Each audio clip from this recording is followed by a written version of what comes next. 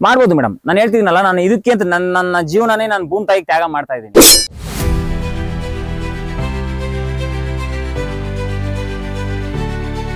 ಅವ್ರ ಹತ್ರ ನೀರ್ ಜಾಸ್ತಿ ಇದಾವೆ, ಕುಡಿಸ್ತಿರ್ತಾರೆ ಮೇಡಮ್. ನಮ್ಗೆ ನೀರ್ ಜಾಸ್ತಿ ಇದ್ರು ನಾವು ಯಾವ ಸಂದರ್ಭಕ್ಕೆ ಕುಡಿಸ್ಬೇಕು ಆ ಸಂದರ್ಭಕ್ಕೆ.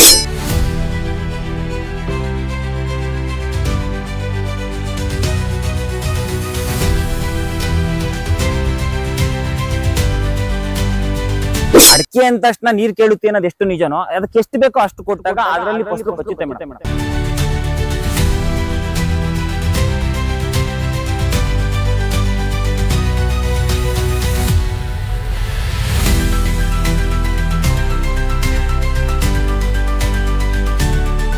ಕಿಚ್ಚಿರ್ಬೇಕು, ನಾನು ಮಾಡ್ತೀನಿ ಅನ್ನೋ ಕಿಚ್ಚಿರ್ಬೇಕು, ಅದೈತೆ ನನ್ನಲ್ಲಿ. ನಮ್ಮ ತಂದೆ ತಾಯಿ ಆಶೀರ್ವಾದ, ಎರಡನೇದಾಗಿ ಅನ್ನ ಕೊಡೋ ರೈತ, ಮೂರನೇದಾಗಿ ಗಡಿ ಕಾಯ್ತಿರೋ ಯೋಧ. ಮಿನಿಮಮ್ ಅಂದ್ರೆ ಅವ್ರು 1 kgಗೆ ನಮ್ಗೆ 55 ರೂಪಾಯಿ ಅಂತ ಹಾಕೊಂಡಿದ್ದಾರೆ ಮೇಡಮ್. ಇದು ಏನು ಸೀಸನ್ ಇಲ್ದಾಗ, ಸೀಸನ್ ಇದ್ದಾಗ 100, 120 ಈಗೆಲ್ಲ ಓಡುತ್ತೆ. ಒಂದು ಕಟಾವ್ 60,000 ಆಗುತ್ತೆ. ಸಾಕೋದ್ರಿಂದ 20 ದಿವಸದಲ್ಲಿ ಉಟ್ಬಿಡುತ್ತೆ. ಅದ್ರಲ್ಲಿ ಬರೋ ದಪ್ಪು ಬೀಜ 12ರಿಂದ 13 ದಿವಸಕ್ಕೆ ಉಟ್ಬಿಡುತ್ತೆ. ಹೆಚ್ಚಿನ ಮುಖ ಕಮ್ಮಿ, ಯಾಕೆಂದ್ರೆ ಈಗ ನಾನು ಈಗ ನೋಡ್ರಿ, ಈಗ ಏನಿಲ್ಲ ಅಂದ್ರೆ 25,000 ಮಾತ್ರ ಖರ್ಚು ಮಾಡಿದೀನಿ. ಹೋಗೋ ಬಂದು ಕರ್ಬೇ ಎತ್ಕೊಂಡು ಹೋಗ್ತಾ ಇರ್ಬೋದು, ಕೊಡ್ತಾ ಇರ್ಬೋದು, ನಮ್ ಕಷ್ಟಕ್ಕೆ ಅಂತ ದುಡ್ಡು ಬರ್ತೈತೆ, ಮಾಡ್ಕೋಬಹುದು.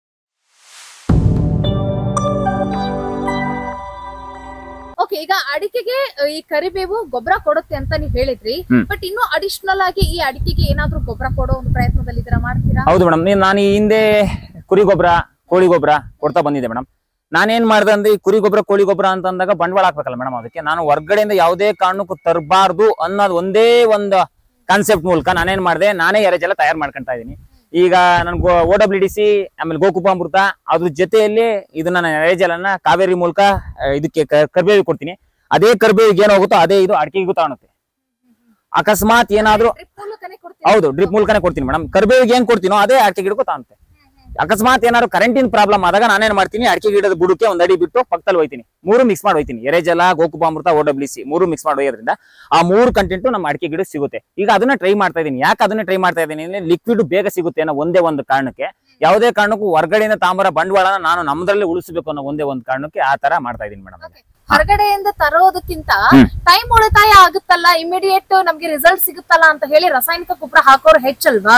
ಸೊ ಇದನ್ನೆಲ್ಲ ಮಾಡ್ಕೊಂಡ್ ಕುತ್ಕೊಂಡ್ರೆ, ಅದ್ರಲ್ಲೂ ನೀವು ಒಬ್ರೇ ಇದನ್ನ ಮೇಂಟೆನೆನ್ಸ್ ಮಾಡೋರು, ಸೊ ಇದೆಲ್ಲ ನಿಮ್ಗೆ ಆಗುತ್ತಾ ಅಂತ?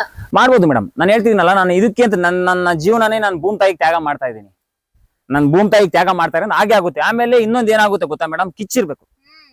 ನಾನು ಮಾಡ್ತೀನಿ ಅನ್ನೋ ಕಿಚ್ಚಿರ್ಬೇಕು, ಅದೈತೆ ನನ್ನಲ್ಲಿ. ನಾನು ಮಾಡಿ ತೋರಿಸ್ತೀನಿ. ನಾನು ಹೇಳಬಾರ್ದು, ನಾನು ಮಾಡಿದ್ದು ಮಾತಾಡ್ಬೇಕು, ನನ್ನ ಕೆಲಸ ಮಾತಾಡ್ಬೇಕು ಅಂತ ಹೋಗ್ತಾ ಇರೋ ನಾನು ಯಾವತ್ತೇ ನಾವು ಮಾತಾಡೋದು ಕಮ್ಮಿ ಮಾಡಿ ನಮ್ ಕೆಲಸ ಮಾತಾಡ್ಬೇಕು ಅಂತ ಹೋಗ್ತಾ ಇದ್ದೀನಿ. ಆಮೇಲೆ ಈ ಸಂದರ್ಭದಾಗ ಇನ್ನೊಂದು ಹೇಳಕ್ ಇಷ್ಟಪಡ್ತೀನಿ. ಏನಪ್ಪಾ ಅಂದ್ರೆ, ನಾನು 3 ನಂಬಿರೋದು ಜಾಸ್ತಿ. ನಮ್ಮ ತಂದೆ ತಾಯಿ ಆಶೀರ್ವಾದ, ಎರಡನೇದಾಗಿ ಅನ್ನ ಕೊಡೋ ರೈತ, ಮೂರನೇದಾಗಿ ಗಡಿ ಕಾಯ್ತಿರೋ ಯೋಧ. ಯಾಕೆ ಇದನ್ನ ಹೇಳ್ತಾ ಇದೀನಿ ಅಂದ್ರೆ, ತಂದೆ ತಾಯಿ ಆಶೀರ್ವಾದ ಇಲ್ಲ ಅಂದ್ರೆ ಏನು ಮಾಡಕ್ಕಾಗಲ್ಲ. ಅದೇ ರೀತಿ ರೈತ ಇಲ್ಲ ಅಂದ್ರೆ ಮಣ್ಣು ಮುಕ್ಕಬೇಕಾಗ್ತದೆ. ಅದೇ ದೇಶ ಕಾಯೋ ಯೋಧ ಏನಾದ್ರೂ ಇಲ್ಲ ಅಂದ್ರೆ ಮಣ್ಣು ಸೇರ್ಬೇಕಾಗುತ್ತೆ. ಇದು ಗ್ಯಾಪ್ನ ಇರ್ಲಿ. ಒಳ್ಳೆ ವಿಚಾರ. ಈಗ ಗರಿಗಳನ್ನೆಲ್ಲ ನೀವು ಸಾಲಿನ ಮಧ್ಯೆ ಹಾಕಿರೋದನ್ನ ನಾನು ಗಮನಿಸಿದೆ. ಸೊ ಕಾರಣ ಏನು, ಯಾಕೆ ಹಾಕಿದ್ದೀರಾ ಮೇಡಮ್? ಈಗ ಏನಾಗುತ್ತೆ ಅಂದ್ರೆ, ಗರಿ ಇದ್ರ ಮೇಲೆ ಬೀಳುತ್ತೆ. ಈಗ ನಾವು ಮೇಂಟೈನ್ ಮಾಡ್ಲಿಲ್ಲ ಅಂದ್ರೆ ಇದ್ರ ಮೇಲೆಲ್ಲ ಬೀಳುತ್ತೆ, ತೊಂದರೆ ಆಗುತ್ತೆ, ನಮ್ಗೆ ಮುರಿಯೋ ಅಂತ ಚಾನ್ಸಸ್ ಇರುತ್ತೆ. ಅದೇ ಗರಿನ ನಾವು ಈ ಖಾಲಿ ಜಾಗದಲ್ಲಿ ಹಾಕೋದ್ರಿಂದ ನಮಗೆ ಕಳೆ ಬೆಳೆಯೋದು ಅಂದ್ರೆ ಕಳೆ ಒಂದು ಬೆಳೆನೇ ಇಲ್ಲನಲ್ಲ, ನಾನು ಕಳೆ ಒಂದು ಸಸ್ಯ, ಅದರಿಂದ ಏನು ತೊಂದರೆ ಇಲ್ಲ. ಆದ್ರೆ ನಾನೇನ್ ಹೇಳ್ತಿದೀನಿ ಅಂದ್ರೆ, ನಾವು ಹುಲ್ಲು ಹೊಡೆದ್ಬಿಡ್ತೀವಲ್ಲ, ಈಗ ಜೀರೋ ಕಲ್ಟಿವೇಶನ್ ಅಂತ ಹೇಳಿ ನಾವು ಹುಲ್ಲು ಹೊಡೆದಾಗ ನೇರವಾದ ಸೂರ್ಯನ ಬಿಸಿಲು ಭೂಮಿಗೆ ಬಿದ್ದಾಗ ಭೂಮಿ ಏನಾಗುತ್ತೆ, ಹಾಡಾಗುತ್ತೆ, ಗಟ್ಟಿ ಆಗುತ್ತೆ. ಈ ಕಾರಣ ನಾವು ಗರಿ ಆಡೋದ್ರಿಂದ ಯಾವುದೇ ಕಾರಣಕ್ಕೂ ಬಿಸಿಲು ಭೂಮಿಗೆ ಅಷ್ಟು ಬೇಗ ಬೀಳಲ್ಲ, ಗರಿ ಮೇಲೆ ಬೀಳುತ್ತೆ. ಒಂದು, ಈ ಮಳೆಗಾಲದಲ್ಲಿ ನಾನು ಗರಿ ಹಳ್ಳಿ ನಾನು OWDC ಬಳಸೋದ್ರಿಂದ ಅದು 45 ದಿವಸದಲ್ಲಿ ಕೆಟ್ಟು ಗೊಬ್ಬರ ಆಗುತ್ತೆ, ನೆಲ ಫಲವತ್ತತೆ ಆಗುತ್ತೆ, ಗರಿ ವೇಸ್ಟ್ ಆಗಲ್ಲ. ಎಲ್ಲಿ ಹುಲ್ಲು ಬೆಳಿತೈತೋ ಅಲ್ಲಿ ನಾನು ಹೊಡಿತಿರ್ತೀನಿ, ಆಗ್ತಾ ಇರ್ತೀನಿ, OWDC ಬಳಸ್ತಾ ಇರ್ತೀನಿ. ಈ ತರ ಬಳಸೋದ್ರಿಂದ ಏನೂ ತೊಂದರೆ ಇಲ್ಲ ಅಂತ ನನ್ನ ಅನ್ಸ. ಅಂದ್ರೆ ನಾನು ಏನ್ ಖರ್ಚಿರಲ್ಲ, ಈ ಗರಿನ ಇಲ್ಲೇ ಹಾಕ್ತೀನಿ, ಇಲ್ಲೇ ಮಾಡ್ತೀನಿ, ಎಲ್ಲ ಬಿದ್ದಿದ್ ಕಸನ ಇಲ್ಲೇ ಹಾಕ್ತೀನಿ, ಎಲ್ಲೂ ವೇಸ್ಟ್ ಅಂತ ನಾವು ಎಲ್ಲೂ ಸುಡೋದು ಮಾಡೋದು ಏನು ಮಾಡಲ್ವಲ್ಲ, ಅನುಕೂಲ ಆಗುತ್ತೆ. ಆತರ ತೋಟಕ್ಕೆ ಎಷ್ಟು ದಿನಕ್ಕೊಮ್ಮೆ ನೀರು ಕೊಡ್ತೀರಾ? 15 ದಿವಸಕ್ಕೊಮ್ಮೆ ನೀರು ಕೊಡ್ತೀನಿ. 15 ದಿವಸಕ್ಕೊಮ್ಮೆ ಸಾಕು. ಈಗ 2 ದಿನ 3 ದಿನಕ್ಕೊಮ್ಮೆ ನೀರು ಕೊಡ್ತಾರಲ್ರಿ, ನೀವೇನು 15 ದಿನಕ್ಕೆ ಕೊಡ್ತೀರಾ? ಏನ್ ಸ್ಪೆಷಾಲಿಟಿ ಇದು? ಅವ್ರ ಹತ್ರ ನೀರ್ ಜಾಸ್ತಿ ಇದಾವೆ, ಕುಡಿಸ್ತಿರ್ತಾರೆ ಮೇಡಮ್. ನಮ್ಗೆ ನೀರ್ ಜಾಸ್ತಿ ಇದ್ರು ನಾವು ಯಾವ ಸಂದರ್ಭಕ್ಕೆ ಕುಡಿಸ್ಬೇಕು ಆ ಸಂದರ್ಭಕ್ಕೆ ಕುಡಿಸ್ತೀವಿ. ಯಾಕೆ ಮೇಡಮ್? ಈಗ ಏನಾಗುತ್ತೆ ಅಂದ್ರೆ, ಯಾವುದೇ ಕಾರಣಕ್ಕೂ ಯಾವುದೇ ಬೆಳೆಗೆ ಎಷ್ಟು ಅಗತ್ಯ ಇದೆಯೋ ಅಷ್ಟೇ ನೀರು ಕೊಡ್ಬೇಕು. ಅಡಿಕೆ ಅಂದ ತಕ್ಷಣ ನೀರ್ ಕೇಳುತ್ತೆ ಅನ್ನೋದು ಎಷ್ಟು ನಿಜನೋ, ಅದಕ್ಕೆ ಎಷ್ಟು ಬೇಕೋ ಅಷ್ಟು ಕೊಟ್ಟಾಗ ಅದರಲ್ಲಿ ಫಸಲು ಕಚ್ಚುತ್ತೆ ಮೇಡಮ್. ಈಗ ನಾವೇನ್ ಮಾಡ್ತೀವಿ, ಯಥೇಚ್ಛವಾಗಿ ನೀರ್ ಬಿಟ್ಟಾಗ ಹಳ್ಳುದಂತ ಚಾನ್ಸಸ್ ಇರುತ್ತೆ, ಯಥೇಚ್ಛವಾಗಿ ನೀರ್ ಬಿಡದಂಗಿದ್ರು ಉದಂತ ಚಾನ್ಸಸ್ ಇರುತ್ತೆ. ಸಫಿಶಿಯೆಂಟ್ ಆಗಿ ನೀರ್ ಕೊಡ್ಬೇಕು. ಈಗ ನಮ್ಗೆ ಎಷ್ಟು ಬೇಕೋ ಅಷ್ಟೇ ಆಹಾರ ತಿನ್ಬೇಕು. ಹೆಚ್ಚಿಗೆ ತಿಂದ್ರೆ ಏನಾಗುತ್ತೆ, ಕಮ್ಮಿ ತಿಂದ್ರೆ ಏನಾಗುತ್ತೆ, ಅದೇ ತರದಲ್ಲಿ ಅದಕ್ಕೂ ಎಷ್ಟು ಬೇಕೋ ಅಷ್ಟು ಅಗತ್ಯ ಕೊಟ್ರೆ ಯಾವುದೇ ರೀತಿ ತೊಂದರೆ ಇಲ್ಲ ಅಂತ. ಈಗ ಹರಳುದ್ರ ಸಮಸ್ಯೆ ಬಗ್ಗೆ ಮಾತನಾಡಿದ್ರೆ, ಈಗ ಅಡಿಕೆಗೆ ಯಾವುದೇ ರೀತಿಯಾದಂತ ಸಮಸ್ಯೆ ಇಲ್ಲ ಈಗ? ಇಲ್ಲ ಮೇಡಮ್, ಮಾತಾಡ ಹೇಳಕ್ಕಾಗಲ್ಲ.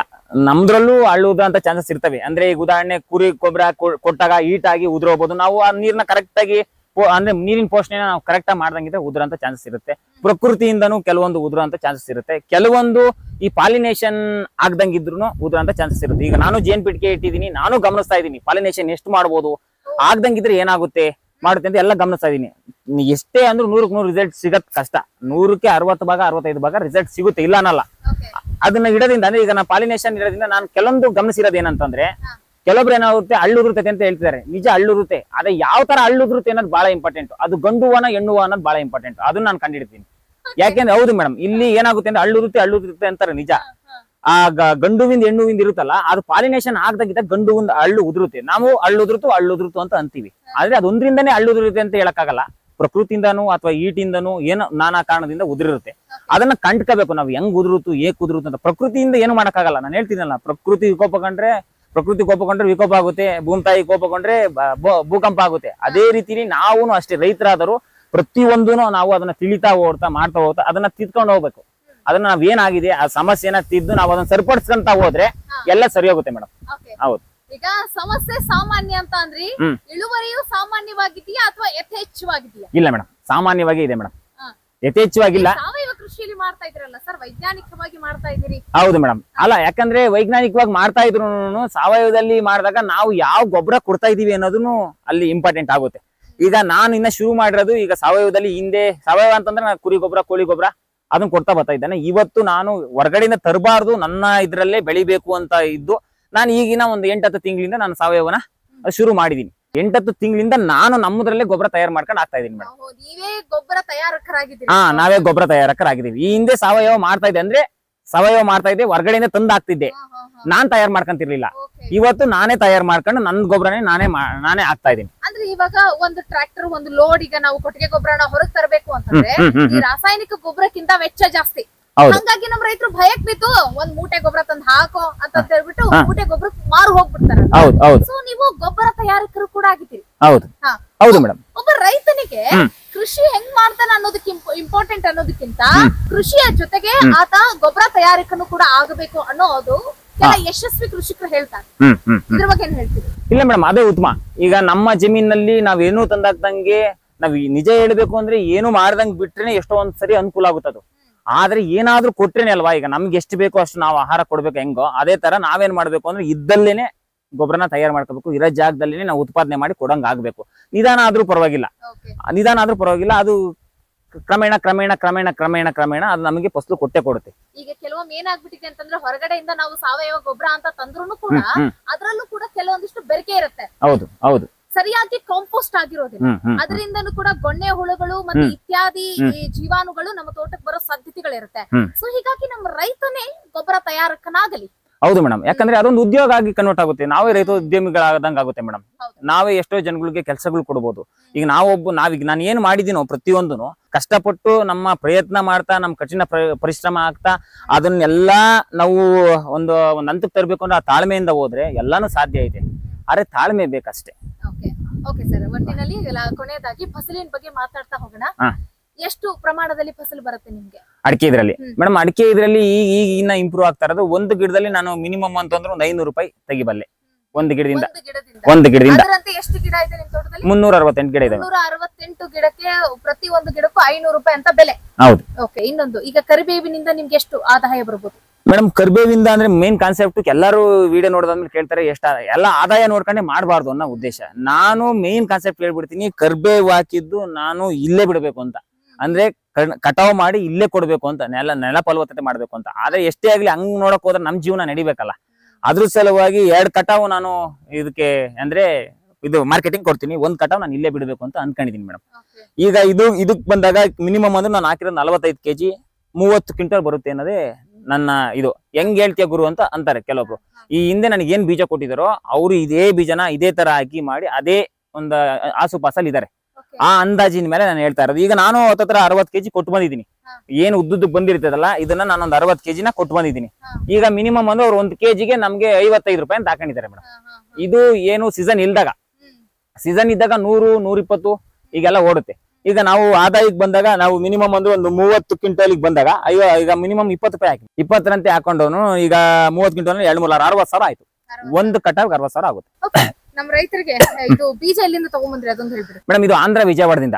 ಅಂದ್ರೆ ಆಂಧ್ರ ವಿಜಯವಾಡದಿಂದ ಕೆಲವೊಬ್ರು ಈಗ ಅಂತಿದಂಗೆ ಆಂಧ್ರ ವಿಜಯವಾಡ ನಂಬರ್ ಕೊಡುವಂತ ನೀವು ವಿಡಿಯೋ ಹಾಕ್ತಿದಂಗೆ ಕೇಳ್ಬಿಡ್ತಾರೆ. ಆಂಧ್ರ ವಿಜಯವಾಡದಿಂದ ಕೊಪ್ಪಳ ಅಂಬರೀಶ್ ಕಡೆಗೆ ಬಂದು ಅಲ್ಲಿಂದ ನಮಗೆ ಬರುತ್ತೆ. ಯಾಕೆ ಹಂಗ್ ಬರುತ್ತೆ ಅಂತಂದ್ರೆ ಇಲ್ಲಿ ಏನಪ್ಪಾ ಅಂತಂದ್ರೆ ಅಂಬರೀಶ್ ಅವರು ಚೆಕ್ ಮಾಡಿ ಕಳಿಸ್ತಾರೆ ನಮಗೆ ಬೀಜ. ನನ್ಗೆ ಇದೇನು ಹುಟ್ಟಿದ್ಯಲ್ಲ ಬೀಜ 2 ಸತಿ ವಾಪಸ್ ಹೋಗಿ 3ನೇ ಸರಿ ಬಂದಿದ್ ಬೀಜ. ಯಾಕೆ ಅಂತಂದ್ರೆ ಹಣ್ಣುಗಳು, ಕಾಯಿ, ಕಸರೆ ಪಿಸರೆ ಏನೇನೋ ಎಲ್ಲ ಕಿತ್ತಾಕಿ ಅದ್ರೊಳಗಡೆ ಹಾಕೋದ್ರಿಂದ ನಮಗೆ ಮೋಸ ಆಗುತ್ತೆ. ರೈತರಿಗೆ ಮೋಸ ಆಗಬಾರ್ದು ಅನ್ನೋ ಒಂದು ಕಾರಣಕ್ಕೆ ಅವರು ಚೆಕ್ ಮಾಡಿ ಚೆನ್ನಾಗಿದ್ರೆ ಮಾತ್ರ ಕಳಿಸ್ತಾರೆ. ಅವ್ರ ಕಡೆಯಿಂದ ನಮಗೆ ಬರುತ್ತೆ ಮೇಡಮ್ ಬೀಜ. ಆಮೇಲೆ ಈ ಬೀಜ ಏನಪ್ಪಾ ಅಂದ್ರೆ ನೀವು ಇಚ್ಕಾಕೋದ್ರಿಂದ ಅಂದ್ರೆ ಅವರೆಕಾಳು ತರಲ್ಲಿ ಅವರೆಕಾಳು ಹೆಂಗ್ ಇಚ್ಕಾಕೋದ್ರಿಂದ 20 ದಿವಸದಲ್ಲಿ ಉಟ್ಬಿಡುತ್ತೆ. ಅದ್ರಲ್ಲಿ ಬರೋ ದಪ್ಪು ಬೀಜ 12ರಿಂದ 13 ದಿವಸಕ್ಕೆ ಉಟ್ಬಿಡುತ್ತೆ. ನಾವೇನು ಮಾಡಲ್ಲಪ್ಪ, ನಾವು ಜಾಸ್ತಿ ಬೀಜ ಅಂದ್ರೆ 45 ದಿವಸ ಬೇಕೇ ಬೇಕು. ಕೊನೆಯದಾಗಿ ಸರ್, ನಮ್ಮ ರೈತ ಬಾಂಧವರು ಏನ್ ಮಾಡ್ತಾರೆ ಅಂತಂದ್ರೆ ಕೃಷಿ ಮಾಡ್ತಾ ಇದಾರೆ ಅಂತಂದ್ರೆ ಅತಿ ಹೆಚ್ಚಾಗಿ ಖರ್ಚುಗಳನ್ನೇ ಮಾಡ್ಕೊಳ್ತಾರೆ, ಇಳುವರಿಯನ್ನ ಕಡಿಮೆ ಪ್ರಮಾಣದಲ್ಲಿ ತೆಗೆದುಕೊಳ್ತಾ ಇದ್ದಾರೆ ರೈತರು. ಸೊ ಈಗ ನಿಮ್ಮ ತೋಟದಲ್ಲಿ ಹೇಗಿದೆ? ಖರ್ಚಿನ ಮುಖ ಜಾಸ್ತಿ ಇದೆಯಾ ಅಥವಾ ಲಾಭದ ಮುಖ ಜಾಸ್ತಿ ಇದೆಯಾ? ಮೇಡಮ್ ಇಲ್ಲ, ಖರ್ಚಿನ ಮುಖ ಕಮ್ಮಿ. ಯಾಕೆಂದ್ರೆ ಈಗ ನಾನು ಈಗ ನೋಡ್ರಿ ಏನಿಲ್ಲ ಅಂದ್ರೆ 25,000 ಮಾತ್ರ ಖರ್ಚು ಮಾಡಿದೀನಿ ಇದಕ್ಕೆ ಕರ್ಬೇವಿಗೆ. ಬೀಜ, ಮಲ್ಚಿಂಗು ಅಂದ್ರೆ ಮಲ್ಚಿಂಗ್, ಹಳೆ ಮಲ್ಚಿಂಗು ಅಂದ್ರೆ ನನ್ನ ಹತ್ರ ಇರೋದ್ ಬಿಟ್ಟು ಹಾಕಿರೋದು ಮಾತ್ರ ಹೇಳ್ತೀನಿ. ಒಂದು 25,000 ಮಾತ್ರ ಖರ್ಚು ಮಾಡಿದೀನಿ ಅಷ್ಟೇ ಇದು ಕರ್ಬೇವು ಖರ್ಚಿಗೆ ಅಂತ. ಒಂದು ಸತಿ ಅಷ್ಟೇ ಇನ್ವೆಸ್ಟ್ಮೆಂಟ್. ಇನ್ನೇನು ಬೀಜಕ್ಕೆ ಅಂತ ಖರ್ಚು ಮಾಡೋದಿಲ್ಲ. ಬಂದಂಗ್ ಕೊಯ್ಕೊಂತ ಇರೋದೇ ನಮ್ಗೆ ಕೆಲಸ. ಇದು ಮೇನ್ ಇಂಪಾರ್ಟೆಂಟ್. ಆಮೇಲೆ ಇನ್ನೊಂದೇನ್ ನಾನು ಹೇಳ್ದಲ್ಲ ಅದನ್ನ ಮೆನ್ಷನ್ ಮಾಡಿದೆ ಆಗ್ಲೇ. ಈಗ ಈ ಕರ್ಬೇವ್ದು ಹೆಂಗಪ್ಪ ಅಂದ್ರೆ ನೀವು ವಾರಕ್ಕೆ ಬೇಕಾದ್ರೆ ಕೊಯ್ಬೋದು, 10 ದಿವಸಕ್ಕೆ ಬೇಕಾದ್ರೆ ಕೊಯ್ಬೋದು, 15 ದಿವಸಕ್ಕೆ ಬೇಕಾದ್ರೆ ಕೊಯ್ಬೋದು, ತಿಂಗ್ಳಿಗೆ ಬೇಕಾದ್ರೆ ಕೊಯ್ಬೋದು. ನಮ್ಗೆ ಹೆಂಗ್ ಬೇಕೋ ಹಂಗ ಅನ್ಕೂಲ. ನಾವು ಸುಮ್ನೆ ಹೋಗೋ ಬದಲು ಕರ್ಬೇವು ಎತ್ಕೊಂಡು ಹೋಗ್ತಾ ಇರ್ಬೋದು, ಕೊಡ್ತಾ ಇರ್ಬೋದು. ನಮ್ ಕಷ್ಟಕ್ಕೆ ಅಂತ ದುಡ್ಡು ಬರ್ತೈತೆ ಮಾಡ್ಕೋಬಹುದು, ಹೆಂಗ್ ಬೇಕಾದ್ರೂ ಮಾಡ್ಕೋಬಹುದು. ಪ್ರತಿದಿನನೂ ಬರುತ್ತೆ. ಇಲ್ಲಿ ಏನಪ್ಪಾ ಅಂತಂದ್ರೆ ಮೇನು ಮಾರ್ಕೆಟ್ ಅಲ್ಲಿ ಏನ್ ಸಮಸ್ಯೆ ಇತ್ತು ಅದರಂತೆ ನಾನು ಹಾಕಿರೋದು ಕರ್ಬೇವು. ಯಾವುದೇ ಕಾರಣಕ್ಕೂ ನಾನು ಒಂದೊಂದು ಓಲಿಗೆ 3 ಬೀಜ ಹಾಕಿರೋದು ಕಾರಣ ಯಾಕೆಂದ್ರೆ ಕಡ್ಡಿ ದಪ್ಪ ಬರಬಾರ್ದು ಅಂತ. ದಪ್ಪ ಬಂದಾಗ ಅಲ್ಲೇನ್ ಮಾಡ್ತಾರೆ, ಮಾರ್ಕೆಟ್ ಅಲ್ಲಿ ರಿಜೆಕ್ಟ್ ಮಾಡ್ತಾರೆ, ಇಲ್ಲ ವಜಾ ಮಾಡ್ತಾರೆ. ನಾವು ತಗೊಂಡೋಗಿರೋದ್ರಲ್ಲಿ ಅರ್ಧಕ್ಕರ್ಧ ವಜಾ ಮಾಡ್ತಾರೆ, ಅರ್ಧಕ್ಕರ್ಧ ದುಡ್ಡು ಕೊಡ್ತಾರೆ. ನಮಗೆ ಸಿಟ್ಟು ಬಂದು ಅವನ ಮೇಲೆ ಎಸ್ಬರ ರೇಂಜಿಗೆ ಆಗೋಗ್ಬಿಡ್ತೈತೆ. ಅದಕ್ಕೋಸ್ಕರ ನಾನೇನ್ ಮಾಡಿದೀನಿ ಅಂತಂದ್ರೆ 2 ಅಡಿ ಬೆಡ್ ಮಾಡಿ, 2 ಅಡಿ ಬೆಡ್ಗೆ 2 ಅಡಿ ಅಂದ್ರೆ ಅರ್ಧ ಅಡಿ ಅಂದ್ರೆ ಈಗ ನಾವು ನಿಂತಿದೀವಿ ಅಂದ್ರೆ ಹಿಂಗ್ ಬೆಡ್ ಅರ್ಧ ಅಡಿಗೆ ಒಂದು 4 ಹೋಲ್ ಹಾಕ್ಬಿಟ್ಟು ಅದೇ ಹೋಲ್ನ ಕಂಟಿನ್ಯೂ ಮಾಡಿದೀನಿ. ಏಕ ಅಂದ್ರೆ ಒಂದು ಹೋಲಿಂದ ಒಂದು ಹೋಲಿಗೆ 3 ಇಂಚ್ ಹಿಂಗ್ ಕಂಟಿನ್ಯೂ ಆಗಿದೆ. ಇದು ಟೋಟಲ್ ಉದ್ದ ಬಂದ್ಬಿಟ್ಟು 225 ಅಡಿ. ಈ 225 ಅಡಿ ಒಂದು ಬೆಡ್ಗೆ 1,500 ಬೀಜ ಉರಿದೀನಿ ನಾನು. ಹೆಂಗ್ ಸಾಧ್ಯ ಅಂದ್ರೆ ಒಂದೊಂದು ಹೋಲಿಗೆ 3 ಬೀಜ ಉರಿದೀನಿ. ಟೋಟಲ್ 1 ಎಕರೆಗೆ 60 ಕೆಜಿ ನನ್ನ ಪ್ಲಾನ್ ಪ್ರಕಾರ ಬೇಕು. ಯಾಕೆ ಅದು ಪ್ಲಾನ್ ಅಂತಂದ್ರೆ ಯಾವುದೇ ಕಾರಣಕ್ಕೂ ನಿನ್ ಮಾರ್ಕೆಟ್ ಅಲ್ಲಿ ನೀನ್ ಸೊಪ್ಪು ಫೇಲ್ ಆಗಲ್ಲ. 3 ಬೀಜ ಹಾಕೋದ್ರಿಂದ ಎಲ್ಲ 3 ಬೀಜನ ಊದ್ತವೆ ಅನ್ನೋದು ಏನ್ ಗ್ಯಾರಂಟಿ? 1-2 ಹುಟ್ಟಬಹುದು. ಆದ್ರಿಂದ ಕಡ್ಡಿ ಸಣ್ಣ ಆಗುತ್ತೆ, ಆಮೇಲೆ ಶೈನಿಂಗ್ ಬರುತ್ತೆ, ಯಾವುದೇ ಕಾರಣಕ್ಕೂ ವಾಸನೆ ಇಲ್ಲ ಅನ್ನಂಗಿಲ್ಲ, ವಾಸನೆ ಬರುತ್ತೆ. ಇವು 3 ಕೇಳೋದು ಮಾರ್ಕೆಟ್ ಅಲ್ಲಿ. ಈ 3 ತಕ್ಕನ ಪ್ಲಾನ್ ಮಾಡ್ಕೊಡ್ರಿ. ಈಗ ಏನಾಗುತ್ತೆ ಅಂದ್ರೆ ಪ್ರತಿಯೊಬ್ರು ನನ್ನ ಕರ್ಬೇವುದು ವಿಡಿಯೋಗಳು ನನ್ನ ವಿಡಿಯೋಗಳು ಬಂದಾದ್ಮೇಲೆ ಪ್ರತಿಯೊಬ್ರು ಕೇಳೋದು, ನಾನು 3 ಇಂಚಿಗೆ ಹೇಳಿದ್ರೆ ನಾನು 1 ಅಡಿಗೆ ಹಾಕ್ತೀನಿ, ನಾನು 2 ಅಡಿಗೆ ಹಾಕ್ತೀನಿ ಅಂತಾರೆ. ಓಕೆ, ಆದ್ರೆ ಅವ್ರು ಯಾವ ತರ 2 ಅಡಿಗೆ ಹಾಕಿ ಅದ್ರ ಬೆಳವಣಿಗೆ ಹೆಂಗಿರುತ್ತೆ ಅನ್ನೋದು ಮಾತ್ರ ಯೋಚನೆ ಮಾಡ್ಬೇಕು. ಏನಾಗುತ್ತೆ ಅಂದ್ರೆ ಈ ತರ ಹಾಕ್ತಾಗ ಒಂದು ಕಟಾವಿಗೆ 9 ತಿಂಗಳು ಬೇಕು. ನೀವು 1 ಅಡಿ ಹಾಕ್ತಾಗ ಪ್ರಾಬ್ಲಮ್ ಏನಾಗುತ್ತೆ ಅಂತಂದ್ರೆ ನೀವು ಗಿಡ ಆಗಿ ಬಿಡ್ಕೊಳ್ಳೋದಾದ್ರೆ 3 ವರ್ಷ ಬೇಕು. ಒಂದು ಗಿಡ ಬೆಳೆಸಿ ಆ ಬೆಳವಣಿಗೆ ನಾವು ಕಟಾವ್ ಮಾಡಕ್ಕೆ 3 ವರ್ಷ ಬೇಕು. ಆದ್ರೆ ಅದ್ರದ್ದು ಏನಪ್ಪ ವ್ಯತ್ಯಾಸ? ಇದ್ರಲ್ಲಿ ನಾವು ಬೀಜ ತೆಗಿಯಕ್ ಬರಲ್ಲ. ನಾನು ಈಗ ಮಾಡಿದಿನಲ್ಲ ಈ ಪ್ಲಾನಿಂಗ್ ಅಲ್ಲಿ ಬೀಜ ತೆಗಿಯಕ್ ಬರಲ್ಲ. ಯಾವ್ದೇ ಕಾರಣಕ್ಕೂ ಮಾರ್ಕೆಟ್ ಅಲ್ಲಿ ಫೇಲ್ ಆಗಲ್ಲ. ಈಗ ನೀನ್ ಗಿಡ ಆಗಿ ಬೆಳೆಸಿದ್ರೆ ಯಾವ್ದೇ ಕಾರಣಕ್ಕೂ ಅದು ಹೆಂಗಪ್ಪ ಅಂದ್ರೆ ಅಂದ್ರೆ 9 ತಿಂಗಳಲ್ಲಿ ಬರಲ್ಲ, 3 ವರ್ಷ ಬೇಕು. ಹಣ್ಣು ಬಿಡ್ಕೋಬಹುದು, ಅದ್ರಲ್ಲಿ ಹಣ್ಣು ಬರುತ್ತೆ, ಹಣ್ಣಿಗೆ ಬಿಡ್ಕೋಬಹುದು. ಸೊಪ್ಪು ಚೆನ್ನಾಗಿತ್ತ ಕೊಟ್ಬೋದು, ಸೊಪ್ಪು ಕೊಟ್ರೆ ಬೀಜ ಬರಲ್ಲ. ಬೀಜ ಕೊಡ್ತೀನಿ ಅಂದ್ರೆ ಸೊಪ್ಪು ವೇಸ್ಟ್ ಆಗುತ್ತೆ. ಈ ತರ ಮಾಡ್ಕೋಬಹುದು. ಅಂದ್ರೆ ನೀವು ಕೊನೆಯದಾಗಿ ಈ ಹೈಯೆಸ್ಟ್ ಹೈಟ್ ಎಲ್ಲಿವರೆಗೂ ಬಿಡ್ತೀರಾ? 4 ಅಡಿ. ಅಂದ್ರೆ ಇದು ಈ ಕರಿಬೇವು ಕಾನ್ಸೆಪ್ಟ್ ಹೆಂಗಂತಂದ್ರೆ ಮರ ಆಗೋವರೆಗೂ ಕೂಡ ಬಿಡ್ಬೋದು. ಹೌದು, ಮರ ಆಗೋ ಬಿಡ್ಬೋದು ಮೇಡಮ್. ಆದ್ರೆ ಟೈಮ್ ಹಿಡಿತಲ್ಲ. ಈ ಮರ ಆಗಿ ಬಿಟ್ಟು ಅದು ಒಳ್ಳೆ ಬೆಳವಣಿಗೆ ಆಗಿ ಬ್ರಾಂಚಸ್ ಆಗಿ ಮಾಡಕ್ಕೆ ನಿಮಗೆ ಟೈಮ್ ಹಿಡಿಯುತ್ತೆ. ಅದ್ರಲ್ಲೂ ನೀನು ಅಡಿಕೆ ತೋಟದಲ್ಲಿ ಮಾಡ್ಕೊಂಡು ಕೂತ್ಕೊಂತೀನಿ ಅಂದ್ರೆ ಆಗದೇ ಇಲ್ಲ. ಯಾಕೆ ಅಂತಂದ್ರೆ ಅಡಿಕೆ ತೋಟದಲ್ಲಿ ಏನಾಗುತ್ತೆ ಅಂದ್ರೆ ನಿಮ್ಮ ಟೈಮಿಗೆ ಅಡಿಕೆ ಬೀಳೋದು, ಮಾಡೋದು, ಗರಿ ಬೀಳೋದು ಆಗುತ್ತೆ.